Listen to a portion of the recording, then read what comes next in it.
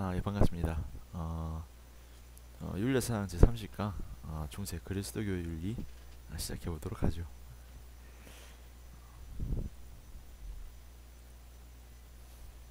아이고, 아이고. 자, 우리 그리스도교가 뭔가요? 그리스도교 내용 한번 봅시다. 그리스도교는 하나님과 예수 그리스도를 믿는 종교입니다. 그게 중요한가요? 중요합니다. 하나님을 믿는 것까진 괜찮은데 예수 그리스도를 믿기 때문에 다른 종교랑 다른 거거든요. 그래서 예수를 믿지만 하나님을 믿지만 예수를 믿지 않는 종교가 있습니다. 그게 유대교, 이슬람교죠. 이슬람교, 유대교, 솔직히 그리스도교는 하나의 신을 모시고 있는 다른 종교입니다. 차이점은 예수 때문이죠.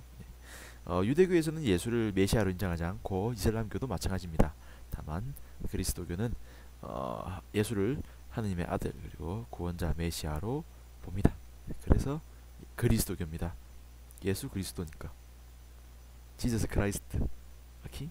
예. 자, 그러면 이런 그리스도교 우리는 뭐로 부르냐? 기독교라 부릅니다. 기독교. 여기서 이상한 뭔가 좀 이상한 것 같죠, 그렇죠? 여기서 조금 애매한 부분 정하고 넘어가겠습니다. 이제 기독교의 원래의 의미는 그리스도교를 한자로 번역한 겁니다. 그렇고 이제 그리스도교가 근데 원래 두 가지란 말이죠. 이제 가톨릭교가 있고 프로테스탄트가 있습니다. 가톨릭교는 이제 로마 교회로서 맨 처음 이제 예수가 원래는 그 로마인들이 탐을 받다가 점점 이제 그 로마인들도 예수를 믿기 시작하고 결국 로마가 공인을 하게 되죠. 이건 국가적으로 인정하는 종교다, 믿어도 된다라고 하고 선언하고서 생긴 것이 최초의 교회인 가톨릭교입니다. 그래서 이게 원조죠, 원조. 여러분 원조 할매국밥이랑 많이 먹었죠. 그래서 원조입니다. 그래서 로마 공인 이후 탄생된 정통교회인데 우리는 이걸 뭐를 번역하냐? 천주교라고 번역합니다. 그렇죠? 우리나라는 천주교라 번역합니다. 그리고 이제 그다음 이 천주교가 한데 가톨릭교가 오랜 시간 오다가 보니까 좀 타락했습니다. 그래서 이 타락한 종교를 개혁하기 위해서 나온 것이 종교개혁이고 종교개혁 이후 탄생된 것이 개신교인데 우리는 이것을 원래 원어로는 프로테스탄트라 부릅니다. 그래서 프로테스탄트는 종교개혁 이후에 탄생된 것으로서 우리는 이것을 개신교라 부르죠. 그래서 원래 이 기독교라는 말은 포괄적인 의미이고 실제 우리가 기독교라 부르는 것은 개신교입니다. 자, 그래서 교회라는 것도 우리 알다시피 이 원래는 신자들이 모이는 장소인데 우리는 기독교는 교회, 천주교는 성당 이렇게 구분합니다. 실제로는 교회는 그냥 모이는 장소입니다. 그런 의미가 없어요. 한국에서는 개신교를 기독교로 얘기했죠. 그래서 뭔가 좀 관계가 애매하게 되는 겁니다. 이번 기회에 한번 알아봤죠. 하지만 뭐 남들과 대화하기 위해서 편하게 대할 때는 그냥 기독교, 천주교 나누는 것도 속 편하게 사는 방법인 것 같습니다. 어차피 여러분들이 길 가다 그런 얘기하면 욕만 듣습니다. 왜 그런 건지 모르겠어. 자, 넘어가서 중세시대 철학의 특징이 뭐냐 일단 먼저 알아봐야 되는데 중세시대 철학이 있긴 있냐? 있긴 있습니다. 무슨 의미로서? 신학의 신여로서 있습니다. 원래 철학은 맞죠? 이 신과 관련된 것이 아니죠. 인간의 이성적인 능력을 기반으로 하는데 중세는 아무래도 신학의 시대이다 보니까 신학을 위한 도구적인 용도로 사용됩니다. 그래서 그 유명한 단어 철학은 신학의 신여다라는 이런 표현을 쓰게 되는 거죠. 그래서 철학이라는 것은 그래서 신학을 설명하고 이해시키기 위한 수단에 불과하다라는 겁니다. 이러한 상징적인 사건이 뭐냐? 이 플라톤 아카데미아의 폐쇄입니다. 이 신앙 우위의 중세 시대가 철학 때는 시작되는 사건인데 이제 유스티아누스 황제라는 사람이 이 아카데미아 플라톤이 만든 학교죠. 그야말로 철학의 산실입니다. 살아있는 철학의 역사인데 그것을 그만해 철학 그만해 이제 그만 이렇게 된다는 거죠. 그러니까 이제 그만 이성은 그만 이제 이성은 접어두고 무엇으로서 신앙으로서 살아가라 이렇게 되는 겁니다.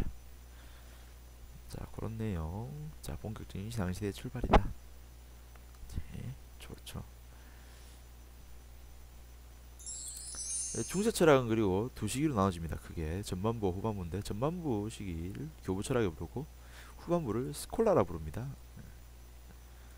교부 철학, 교회의 아빠 철학입니다. 교회의 아버지들. 그래서 교회를 처음 만들 때 교회를 만들고 교리를 다룬다 보니까 철학이 필요하게 됐다는 거죠. 왜냐하면 여러분도 알겠지만 이 당시 그리스인들 로마인들에게는 이 그리스도교가 굉장히 생소합니다. 하지만 오히려 반대로 플라톤 철학, 아리스토텔레스 철학 이런 철학들은 가깝게 느껴진다는 거죠. 당연히 어떻게 하겠습니까? 이 쉽게 다가가기 위해서 이 기독교의 모습을 철학의 모습과 비슷하게 만들어야 된다는 거죠. 그래서 기독교 철학과 기독교 신학 내용과 이 철학 내용을 이렇게 약간 이렇게 붙여놓는 겁니다. 붙이는 작업을 한 사람들이 교부 철학이죠. 그래서 그리스도교 교리를 아테네 철학을 사용해서 설명했다 이런 내용. 근데 주요한 게 교부 철학 시기에는 플라톤 책밖에 번역이 안 돼 있었습니다. 그래서 플라톤 철학을 위주로 교부 철학을 했어요. 그러다가 이제 스콜라 철학식으로 넘어가게 됩니다. 스콜라 철학은 뭐냐? 스콜라, 스쿠어 맞죠? 네, 스쿨의 어원입니다. 스쿨의 어원, 학교의 어원이란 말인데 중세 최초에 생긴 사원 소속 학교 스콜라에서 뭐 하던 사람들이 철학을 공부하는 학자들이 한 기독교 철학입니다. 본격 학문, 본격 신학 철학식이죠. 그래서 좀 더 심화된 그런 철학을 합니다. 그래서 또 이 시기 또 뭐냐? 아까는 플라톤 사상이었는데 이번에 아리스토텔레스 책이 이제 번역됐어요. 이제 번역되니까 그때부터 아리스토텔레스를 바탕으로 철학을 하게 되죠. 특히나 또 보편 논쟁이라는 논쟁을 통해서 깊이 있게 발전하게 됩니다. 보편 논쟁의 내용은 어려워서 저도 잘 모르겠습니다. 하하. 원래 인생이 그런 거 아니겠습니까? 적당히 넘어갑시다. 아무튼 두 가지 시기가 있다. 교부 철학, 스콜라 철학. 좋죠? 넘어가도록 해요. 목이 또 타네요. 그렇죠? 목 탑니다. 왜 목이 타지? 어제 술을 먹은 건가?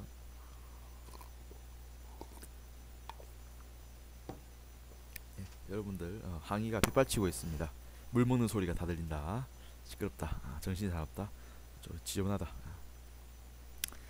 안 마시면 제가 죽습니다. 생명의 근원 물.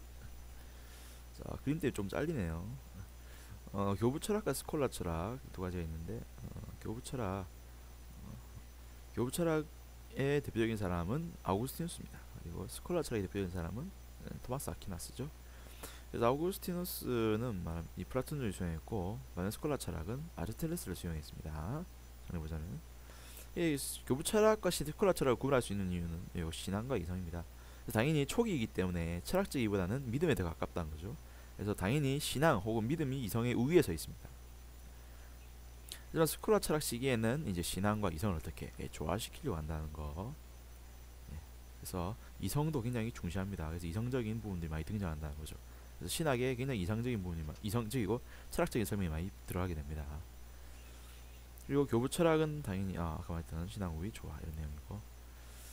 따라서 교부 철학이 이렇게 말합니다. 우리의 지식이란 것도 실제 우리가 이 철학적으로 이성적으로 파악하려고 했는데 그거 안 되는 거란 겁니다. 실제 우리가 얻을 수 있는 지식이라는 것은 불완전한 지식밖에 없죠. 우리 인간이 불완전하기 때문에. 따라서 완전한 지식은 이 신을 믿어야지 가능하다 봅니다. 그래서 신을 믿어야 지식이 가능하다. 따라서 지식을 얻기 위해서는 먼저 뭘 해야 된다? 신을 믿어야 됩니다. 반면 스콜라 철학에서는 어떻게 말하냐? 이해를 통해서 우리 이성적인 이해를 통해서 신을 믿도록 해야 된다.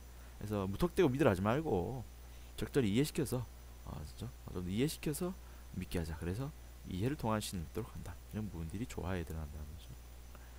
그래서 교부 철학은 신이라는 것이 이해의 대상이 아니라 실존적으로 만나야 할 인격적 존재, 즉 믿어야 하는 존재, 만나야 할 존재라는 겁니다. 스콜라 철학은 아까 말했듯이 이해해야 될 존재이기 때문에 그 존재가 실제 있다는 것을 증명해줘야 됩니다. 철학적으로, 이성적으로. 그래서 신존재 증명을 시행하게 되고, 따라서 이 의미는 신이 존재한다는 사실을 증명하는 것이 이성적으로 증명하는 것이 가능하다고 보는 겁니다. 보시면 알겠지만 이 전체적인 흐름이 여기에 맞춰져 있습니다. 키워드가 신앙이 우위냐 아니면 둘의 조화냐.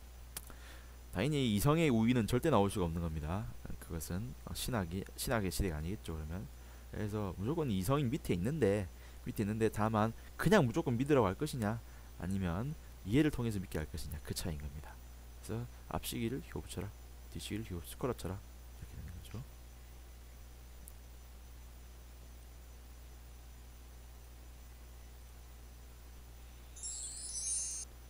자, 그래서 우리가 먼저 배워야 될 사람은 아우구스티누스입니다. 아우구스티누스. 아까 말했듯이 플라톤주의 수용했는데, 플라톤주의 하면 떠오르는 게 뭡니까? 우리 이데아 이론이죠. 이데아 이론 중에 가장 기억에 남는 게 이 선의 이데아라는 게 있습니다. 맞죠? 선의 이데아, 태양이죠.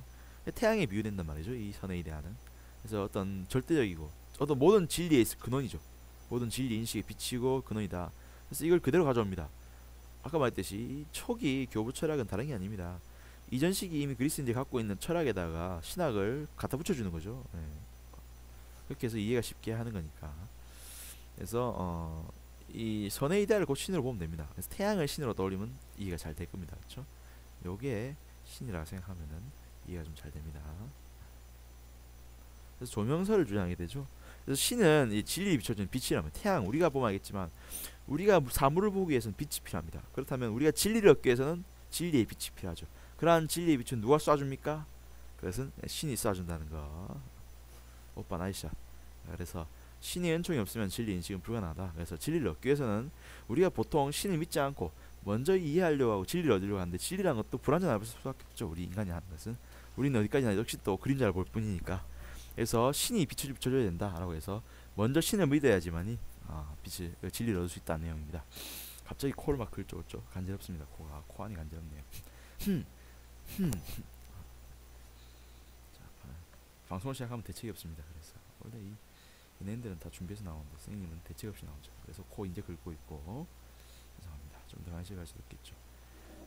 자, 이번 또한 특징이 뭐냐? 이 악이라는 것은 적극적인 것이 아닙니다. 보통 이 중세에서 굉장히 중요시한 부분 중에 하나가 이 절대적인 신이 어떻게 악을 만들 수 있는가라는 것도 굉장히 큰 문제였거든요. 근데 그걸 해석하는 것도 다른데 아우구스티누스는 이렇게 봅니다. 악이라는 것은 창조된 것이 아니라 단지 신의 힘이 미치지 못한 겁니다. 아까 봤지만 빛이라는 것이 끝까지 가진 않죠. 점점 약해진다는 말이죠. 비치지 않는 것도 있고 그렇듯이 악이라는 게 딴 게 아니라 빛이 안 비치는 겁니다. 신의 빛 혹은 선의 빛이 안 비치는 게 악인 겁니다. 즉 신은 악이라는 것은 선의 결여입니다.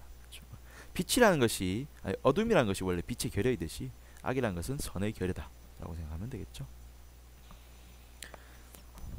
자, 그리고 우리 완전한 존재 얘기 나오는데 당연히 이 이데아와 현실 어느 것이 더 완전합니까? 그렇죠. 이데아죠. 당연히 이데아 세계의 완전자의 신은 완전하지만 이 현실에 사는 우리 인간은 굉장히 불완전하죠. 신의 피조물에 불과하니까. 따라서 우리는 보다 완전해지기 위해서는 신을 사랑해야 된다는 겁니다. 특히나 한데 이 말을 하는 이유는 사람들이 보통 어떻게 생각하냐면 자기가 완전해지기 위해서는 명품 백과 맞죠? 좋은 차, 좋은 집이 필요하다 생각하는데 그게 잘못됐다는 겁니다. 맞죠? 그건 신의 피조물보다 못한 겁니다. 그렇죠? 보통 우리가 완전해지기 위해서는 자기보다 덜 완전한 것보다는 자기보다 완전한 것을 사랑해야 된다는 거죠. 우리는 사랑을 아무거나 줄 수 있어요. 솔직히 집에 줘도 되고 차도 줘도 되고 남친에게 줘도 되고 신에게 줘도 되는데 신 외에 다른 존재들에게 퍼붓는 사랑은 다 우리를 보다 불완전하게 할 뿐입니다. 우리를 보다 완전하게 하고 싶다면은 신을 사랑하십시오. 알겠죠? 꼭 고백하셔야 됩니다. 저는 유교입니다. 기억하시고. 자, 그리고 자유의지 원죄설. 자유의지 문제는 기독교의 중심적 사상인데 이 자유의지 개념이 나왔기 때문에 이후 이제 중세 근대에 넘어가서 이 자유의지도 유용하게 쓰이거든요. 실제 중세 시기에 등장한 이 개념들 이런 몇 가지 개념들이 꼭 잘못된 것만 아닌 게 이후 시기 근대에 넘어가서 쓰이는 부분들이 몇 개 있습니다. 방금 봤듯이 그 뭡니까? 아니네. 참 죄송합니다. 방금은 안 네요. 이제 나오는 이 자유의지 부분이 자유 문제 이것도 근대부터 굉장히 크게 다른 부분인데 일단 기독교가 볼 때 분명 기독교는 신이 있기 때문에 우리가 부자유롭다 생각할 수가 있어요. 우리 스토아 생각해보세요. 스토아 솔직히 스토아 사상 잘 들여다보면은 이게 자유롭지가 않은 것 같습니다. 철저하게 운명의 지배를 받고 있는 것 같아요. 한데 오히려 반대입니다. 기독교는 유일신임에도 불구하고 인간이 보다 자유롭다고 생각하고 있어요. 이유는 자유의지를 신이 주었기 때문이죠. 실제 그 인간이 죄를 짓는단 말이죠. 죄를. 인간이 신이 만든 존재인 인간이 왜 죄를 지을까요? 신이 그렇게 다 머리가 나쁜 건 아닐 텐데, 맞죠? 분명 조금만 머리 썼으면은 인간을 보다 완벽하게 만들거나 선하게 만들어서 죄를 짓지 않게 만들 텐데 왜 인간은 죄를 짓게 만들어놨냐면 죄를 짓게 만든 게 아니라 죄를 짓게 만들어 놓은 게 아니라 단지 자유의지를 주었다는 겁니다. 그래서 솔직히 여러분들은 신이 사랑에 맞지 않는 가장 이 피조물 중에서 가장 완벽한 존재이기 때문에 당연히 여러분들에게는 좀 여러분 스스로 할 수 있게 맡겨두려는 거죠, 맞죠? 여러분 자식이 있는데 자식이 있어요. 그럼 자식에게 무조건 이게 쏟아붓겠습니까? 아니면 네가 스스로 할 수 있게 북돋워주겠습니까? 북돋워주려고 자유의지를 줬단 말이죠. 근데 이 자유의지를 인간은 남용합니다, 그렇죠? 지 맘대로 할 수 있는 것을 악용한단 말이죠. 그래서 나쁜 짓을 막 일삼다 보니까 죄를 짓게 된다, 그렇죠? 특히나 이 최초의 인간 누구냐? 아담이죠, 아담. 이분은 아담의 갈비뼈에서 났으니까 이제 최초의 인간 아담인데, 이 아담이 이제 그 알다시피 에덴 동산에서 왔죠. 그 이브한테 속아 넘어가지고, 이브는 또 뱀인가 뭐 속아가지고 그렇죠. 이 선악과를 먹게 되고, 그렇죠. 아담 동산에 뺏겨나게 되는데, 그런 상황 자체가 볼 때 솔직히 여러분들이 태어날 때부터 죄를 지진 않습니다. 한데 그럼에도 불구하고 여러분은 죄인이에요. 인간은 태어나자마자 죄인인데, 그 이유는 이미 그 우리의 시초인, 인류의 시초인 아담이 죄를 지어놨기 때문이거든요. 그래서 예, 아우구스티누스 볼 때 우리 인간은 모두 죄를 짓고 태어난 죄를 지은 존재고, 그 죄의 근원은 아담이 자유의지를 남용했기 때문이라 보는 거죠. 그리고 또 심지어 나아가서 인간은 태어날 때부터 죄인인데 더 죄를 짓단 말이죠, 그렇죠? 제 얼굴도 지금 죄를 짓고 있지만 네. 자, 그렇습니다. 그래서 자유의지와 원죄설은 어떻게 결합되어 있냐면 됩니다. 이거 두 개 그냥 기억하세요. 다음 신국 지상국 이론 나옵니다. 그래서 신국은 뭐냐? 신을 사랑하는 사람들인데, 솔직히 우리 사람들 똑같이 살고 있는 것 같지만 우리 안에 보면은 누군가는 신국의 회원이고 뭐 누군가는 지상국 회원입니다. 둘이 갈려져 있어요. 똑같이 생겼는데 그 차이는 뭐냐? 신국의 회원들은 신국 패스포트를 갖고 있는 거죠. 출입증 갖고 있는데, 이유는 신을 더 사랑하기 때문이죠. 나보다 신을 더 사랑하는 존재들. 그래서 그 사람들은 신국 회원. 반면에 지상국 회원들은 신보다 나를 더 사랑하는 존재들 맞죠. 신 중요해. 내가 더 사는 게 중요하지. 이렇게 즐겁게 사는 사람들인데, 저 같은 사람들인가? 그런 사람들은 이제 구원 못 받죠. 네, 죄를 짓고 있는 겁니다. 꼭 교회 가십시오. 미리 말하지만 저는 유교입니다. 자, 그렇네요. 또 하나, 아까부터 플라톤주의 수용이기 때문에 다 가져옵니다. 다 가져오다 보니까 몇 개 남는 것도 다 가져오는데, 떨어도 다 가져오는데, 그 중에 하나가 이제 플라톤 사주독도 가져온다는 거죠. 플라톤 사주독, 지혜, 용기, 절제, 정의, 우리 잘 배웠죠. 그걸 쌍그리 무시하고 다 신에 대한 사랑으로 해석합니다. 완전히 자기 마음대로 해석해요. 그러니까 굳이 설명하기 싫네요, 그렇죠? 자, 그렇게 알아두시면 되겠습니다. 자, 물을 또 한 잔 먹어야겠네. 또 목마르다.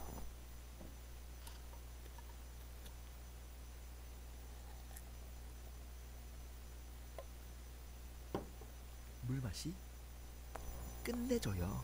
자, 토마스 아퀴나스, 아까 말했듯이 스콜라 철학입니다. 스콜라 철학인데 한번 내용 보도록 하죠.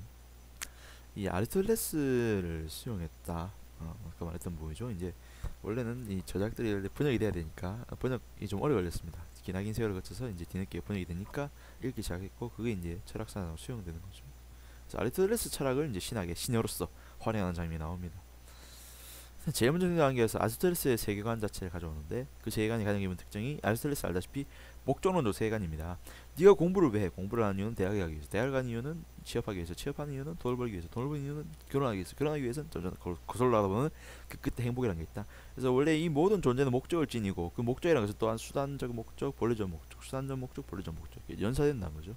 그리고 그 끝에는 행복이 있고, 그래서 인간의 가장 기본적인 목적, 우리 인간의 목적은 뭐냐? 그것은 행복, 네, 에우다이모니아입니다. 자, 그런 내용인데 이제 그걸 그대로 가져오는 거죠. 다만 목적의 끝이 좀 다릅니다. 목적의 끝이 행복이 아니라 신입니다. 약간 이 무서운 반응일 수도 있어요. 실제 우리가 열심히 살면 행복하지 않을 수도 있습니다. 중요한 건 신한테 사랑받는 게 더 중요한 겁니다. 자, 그런 내용이 되는 거죠. 그래서 우리 모든 존재의 목적은 신입니다. 따라서 우리는 신에 맞춰서 행동해야 되겠죠. 그리고 또 완전한 행복이라는 것은 신과 일치해야 된다. 무한한 선인 신과 일치해야 된다. 그래서 무한선입니다. 원래 행복이라는 것은 우리 알다시피 선해야지 얻는 거 아니겠습니까? 선해지기 위해서는 본인 스스로 선해질 수도 있겠지만 그건 불완전한 선이거든요. 그래서 완전한 선, 즉 무한한 선인 신과 일치해야 된다. 그래서 신의 뜻에 따라 사는 삶이 진정 행복한 삶입니다. 알겠죠? 또 하나 우리 알듯이 스콜라 철학은 이성적인 이해를 바탕으로 신앙을 가져가길 바래요. 그래서 이성적인 이해를 하기 위해서 신이 존재한다는 걸 증명하려고 합니다. 신 존재 증명을 하는데 그 내용은 잠깐 살펴보도록 하죠.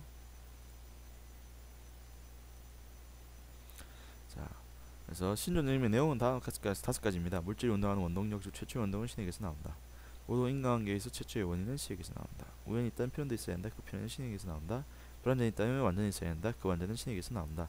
모든 물질은 질서를 가지며 그러한 질서의 궁극적 목적이 신이다. 뭐 한번 읽어보시면 이해가 될 겁니다. 안 되면 말고 중요하지 않으니까. 자, 이렇게 넘어가 봅시다. 아무튼 중요한 건 신을 존재 증명하려고 애썼다는 거. 그 다음 자연적 덕과 종교적 덕. 우리 러스트레스 배울 때 덕을 두 개 배웠습니다. 두 가지 덕, 두 개예요. 하나는 도덕적인 덕이고 하나는 지적인 덕이죠. 근데 이 토마스 아퀴나스는 당연히 그런 인간의 이성적인 덕 위에 뭘 넣고 싶겠습니까? 그렇죠. 그 위에 종교적인 덕을 넣고 싶겠죠. 그래서 이 토마스 아퀴나스는 우리가 알고 있는 아리스토텔레스의 그 두 가지 덕은 자연적인 덕, 즉 이성적인 덕에 불과하다. 하지만 우리 인간이 이성적인 능력에 서 한계가 있죠. 그걸 뛰어넘는 어떤 덕이 있다는 거죠. 그것은 무엇이냐? 종교적인 덕입니다. 종교적인 덕은 이성적인 이해를 바탕으로 되는 것이 아니라 믿음, 소망, 사랑을 실천할 때 가능한 거죠. 자, 그래서 이 덕을 두 가지 얘기한다. 그래서 믿음, 소망, 사랑 이 두 가지 동료적 덕이 있고 자연적 덕이 있다. 당연히 보다 중요한 것은 요거죠. 하지만 역시나 말을 할 때는 뭐합니까? 조화 얘기하겠죠. 네. 하지만 중요한 건 종교적 덕이죠. 종교적 덕, 자연적 덕을 아무리 갖춘다 해도 종교적인 덕이 바탕이 안 된다. 종교적 덕이 없다면은 그거는 제로인 겁니다. 똑같아요. 그냥 죄인인 거죠 아직까지. 그러면 자연적 덕인 조금 뭐 쌓을 만큼 쌓았겠지만은 중요한 건 종교적 덕이 넘치는 사람은 내세 행복해지겠죠. 그런 내용을 담고 있습니다. 그리고 중요한 이제 사상이 자연법인데 자연법 사상 이미 스토아파에서 나온 겁니다. 이전에 원래 스토아 이전 시기까지 이 법이라는 것은 실정법밖에 없다고 보았어요. 실정법, 그 나라에서 제정한 법인데 당연히 국가마다 법이 다를 수밖에 없다 생각합니다. 근데 이 스토아파는 처음으로 이 법이라는 것이 이성적인 이해를 바탕으로 이루어진다. 따라서 인류 모두에게 적용되는 이성적인 법이 있다. 그게 자연법이다라고 하는데 이것은 그래서 실정법을 뛰어넘는 그런 보편적인 법을 추구하고 있죠. 당연히 이런 이성적인 법을 지배받는 사람들은 모두 다 평등하다는 얘기를 하게 됩니다. 그런 얘기를 하더라도 중요한 건 이성적인 법이 있다. 그래서 인류 내 근원적인 법이 있다. 이 도덕 법칙일 수도 있고 그런 내용이 있는데 근데 이런 자연법 말고 어떤 이 신앙의 법이 있어야겠죠. 당연히 토마스 아퀴나스는 아까 말했듯이 중요한 건 일단 신앙이 항상 우위가 돼야 되는데 뭔가 그래서 자연법 위에 신이 먼저 법이 있고 신의 법에서 나온 것이 신의 법 중에 우리가 인간이 파악한 것이 아마 자연법인 것 같습니다. 자연법이고 그런 자연법 내에서 우리가 필요하다 생각한 것을 성문화 있죠. 그래서 그것이 인간법이 되는 겁니다. 하지만 그렇게 말하지만은 실제 인간이 깨달을 수 있는 자연법이라는 건 한계가 있습니다. 그걸 뛰어넘는 부분이 있거든요. 여러분 알겠지만 선생님이 이제 애들을 가르치는데 애들이 이해할 수 없는 부분이 있어요. 그죠? 그러면은 애들이 없는 부분에서 어떻게 되겠습니까? 직접 말해줘야겠죠. 얘들아 이해 안 되겠지만 니들이 생각할 수 없는 부분인데 이런 게 있다라고 얘기해줘야 된단 말이죠. 마찬가지입니다. 신도 우리 인간에게 이성을 주었고 이성적으로 파악 가능한 법이 있습니다. 그게 자연법인데 하지만 이성도 어디까지나 불완전한 것 뿐이에요. 여기까지밖에 모릅니다. 진실은 여기 있는데 이 내용은 어떻게 가르쳐줘야 됩니까? 이 내용은 직접 말해줘야 된다는 거죠. 이해 안 되겠지만 이런 게 있어라고. 그게 뭐냐? 신법입니다. 신법. 그래서 신법은 신의 계시라고 부를 수 있는데 신의 계시를 통해서 드러나는 것인데 자연법이라는 것이 한계가 있기 때문에 그것을 보완하는 입장입니다. 그래서 이제 그 그림 그래프를 그려보면 제일 상위 법이 뭡니까? 제일 상위 법이 영원법이라는 게 있고요. 이런 영원법 밑에 이제 우리 인간이 이성적으로 파악 가능한 것이 자연법이다. 자연법 중에 우리 인간이 필요해서 만든 것이 실정법이 되겠죠. 그리고 이 밖에서 여기서 신법이 나와서 신의 계시라는 이성으로서 이해 안 되는 부분이죠. 완전히 이해 안 되는 부분인데 그런 부분들을 어떻게 신의 계시로 드러나고 이 부분이 어떤 자연법의 한계를 보완해준다. 그렇게 말합니다.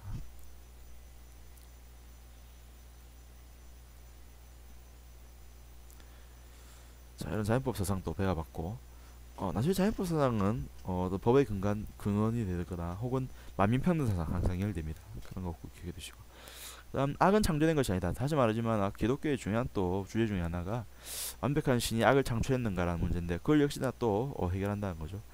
당연히 악은 창조된 것이 아닙니다. 왜 그럼 죄를 짓냐? 인간은 왜 그럼 악을 행하는가? 죄를 짓는가? 그것은 알다시피 자유의지를 지니기 때문이죠. 자유의지를 지니기 때문에 죄송합니다. 자연법에 따를 능력도 있지만은 옳다 왜 이러지? 옳다라가 아니라 처음 한데 여러분 아시겠지만 포메이션이 바뀌었죠. 포메이션이 뭔가 동영상 포메이션. 인간은 자유의지를 지녔기 때문에 실제 죄를 짓는 것도 자유의지에 따라 행한다는 겁니다. 그래서 인간이 완전히 선하도록 정해진 것도 아니고 완전히 악하도록 정해진 것도 아닙니다. 인간은 스스로가 선택할 수 있다는 겁니다. 그래서 죄를 지을 수 있다. 그래서 죄의 원인은 인간이 자유롭다는 겁니다. 그 얘기를 하고 싶은 거죠. 자, 이렇게 해서 우리는 방금 아우구스티누스와 토마스 아퀴나스 두 명의 중세 중요한 철학자, 교분식 철학 대표적 철학자와 스콜라 측이 대표적인 철학자를 두 명 만나봤죠. 두 명 굉장히 사람인데, 자, 이렇게 하다가 이제 중세가 끝날 때가 있을 거 아닙니까? 언젠가 중세가 끝났으니까 근대가 있겠죠. 그럼 중세의 결말이 어떻게 되는가 보도록 하죠. 일단 중세가 끝나게 된 이유는 첫째로 십자군 전쟁의 실패입니다. 십자군 먼저. 그래서 그 알다시피 그 시도 예루살렘, 그 성지인 예루살렘은 이 당시 그 뭡니까 유대인들이 차지하고 있었죠. 그래서 실제 이 자리 다시 뺏고 싶은 겁니다. 십자군 유럽인들은 우리의 신은 우리가 모셔야겠다. 너희들 같은 야만 민족들이요, 야만인들이 모시게 놔둘 수 없다. 그래서 성지를 살아나기 위해서 전쟁을 펼치는데 십자군 전쟁입니다. 당연히 십자군 전쟁 할 만한 이유가 뭐냐면 첫째가 그 하느님이 우리 편이라며 우리를 사랑하신다며, 그다음에 우리가 본인의 그 성질을 모시겠다는데 당연히 이기게 해주겠지라고 생각했습니다. 한데 실패했어요. 그죠? 다들 신앙이 깨지는 겁니다. 아니 하나님이 시킨 대로 전쟁했는데, 특히나 이 교회는 하늘의 뜻을 따르는 곳이고, 특히나 하느님의 거의 뭐 그 명령을 다이렉트 받는 사람들입니다. 이 사람들이 전쟁하자 해서 했는데 졌단 말이죠. 그럼 신이 이 사람들 챙겨주는 거냐? 아니란 거죠. 신이 교회를 버렸다는 느낌이죠. 그래서 실제 신 다 거짓말 같은데 이거 이런 느낌이 든단 말이죠. 그래서 권위가 추락하게 됩니다. 신이 정말 있다면은 이 전쟁을 이겨야죠. 신을 위해서 전쟁하는 건데. 그렇죠? 그렇네요. 그다음에 자연과학의 발달이다. 그래서 솔직히 이전에는 신앙적으로 이렇게 이런 현상이 생기면은 신이 이렇게 했다 이렇게 로 말할 수 있는데, 지금 뭐 그렇게 말 못한다는 거죠. 맞죠? 선생님 맞죠? 막 뛰어가다 넘어졌어요. 넘어지면 에이거 네가 뛰어서 신이 뭐라 한 거다. 아니죠. 그냥 중력이 끌어당기는 거죠. 여튼 자연과학이 발달하게 되면은 이 어떤 우리가 생각했던 우연 혹은 신의 뜻이라 여겼던 부분들이 그냥 자연의 인간 질서라는 것이 느껴지기 때문에 당연히 신에 대한 믿음이 약해질 수밖에 없죠. 또 르네상스 시대가 도래한다. 르네상스라는 것은 부활의 의미가 있는데, 저 옛날 고대 그리스 아테네 시대의 그 고대 아테네나 로마 시 같은 그런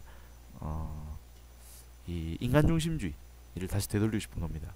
원래 이 고대 아테네 이럴 때만 해도 솔직히 신이 중요한 게 아니었습니다. 신은 그냥 저 알아서 노는 거고 저 알아서 놀겠죠. 던져놓고 서민들의 삶은 항상 이, 와, 이 인간의 삶은 어디가 있나, 인간이 주인공이었습니다. 그 고대에는. 그래서 윤리학이 발달하게 된 이유가 인간이 중심이 때문이죠. 인간의 윤리라는 것은 인간의 역할, 인간이 만들어내는 것이고 인간이 챙겨야 될 부분이니까. 그래서 과감하게 이 인간주의가 발달해 왔었는데, 다만 중세로 넘어오면서 신이 이제 그 자리를 대신했다는 거죠. 신이 중심이 되고 인간이 엑스트라가 된 겁니다. 옛날에는 인간이 주인공이고 신이 엑스트라였는데, 중세에는 신이 주인공이고 인간이 엑스트라 됐어요. 그렇게 뒤집혔지만 다시 르네상스가 돌아오게 되면서 그 주인공이 다시 인간이 되고 신이 엑스트라로 물러서는 그런 상황이 왔다는 겁니다. 또한 우리 맨 처음 배웠듯이 이 교회, 특히 교황, 카톨릭의 타락은 교회 내에 어떤 각성을 일으켰고 그게 종교교로 나타났죠. 그래서 스스로가 바꾸려고 했습니다. 대표적인 사람은 루터 칼뱅 등이죠. 또한 그 우리 아까 저 기억납니까? 스콜라 철학 배울 때 보편 논쟁이라고 있었는데, 그 논쟁이 아무튼 누구로 끝나냐? 유명론이라는 사람들이 승리로 끝납니다. 유명론과 실제론이 있는데 그런 내용 역시나 어렵기 때문에 못 가르치겠고, 아무튼 유명론이 승리합니다. 그 유명론과 실제론 간의 논쟁에서. 특히나 그 승리를 이끈 사람이 누구냐? 오컴이라는 사람이에요. 오컴의 면도날이 유명합니다. 그래서 오컴의 면도날, 오컴이 뭐라 했냐면은 신학과 철학을 따로따로 잘라내야 된다. 그러니까 면도날이라는 게 맞죠. 그냥 얇은 칼이지 않습니까? 이걸로 지금 이렇게 신학과 그 철학이 붙어 있는 상태예요. 둘이가 이렇게 결합되어 있는 상태인데 이걸 딱 떼는 거죠. 이렇게 잘라내야 된다. 그래서 어디까지나 이 신학은 신학대로 이해돼야 되고 철학은 철학대로 이해된다. 둘이 괜히 하이브리드하고 붙여놓지 말라는 거죠. 억지로 갖다 붙인 거죠. 그래서 신학은 어디까지나 믿음의 문제가 돼야 되고 철학은 이성의 문제가 돼야 된다. 이런 식으로 얘기를 하게 됩니다. 그래서 그렇게 해서 우리가 봤던 이런 그 아우구스티누스 혹은 토마스 아퀴나스의 내용들이 정리가 되는 것 같습니다. 선생님이 지금 무슨 말을 하는지 모르겠네. 자, 정리해 볼까요? 우리 두 개 배웠습니다. 교부, 스콜라. 교부는 아우구스티누스, 스콜라 철학은 토마스 아퀴나스. 토마스예요. 이 두 명이 유명한 사람이고, 교부식이 유명한 사람은 플라톤. 하면 스콜라식이 중요한 사람은 아리스토텔레스. 신앙과 이성의 관계가 중요하죠. 신앙이냐 이성이냐.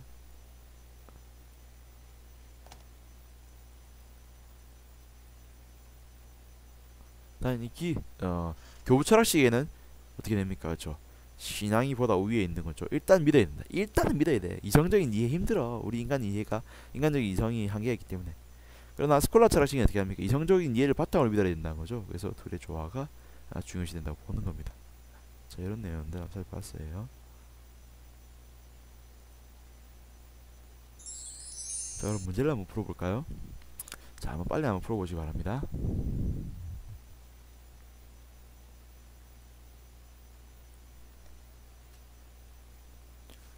신은 우리들이 넘어있기 때문에 신은 강화를 통해서 인식할 수 없다. 신은 정통에서 만날 수 있다. 죄주 봤을 때 알긴 신분의 불께서 아닌다. 뭐 알겠지만 우리의 이해 넘어있기 때문에 인식된다 안 된다? 안 된다는 거죠. 연애형 때문에 아마도 우리는 떠올려야 될 사람이 있을 겁니다. 놔두고 다시 합니다.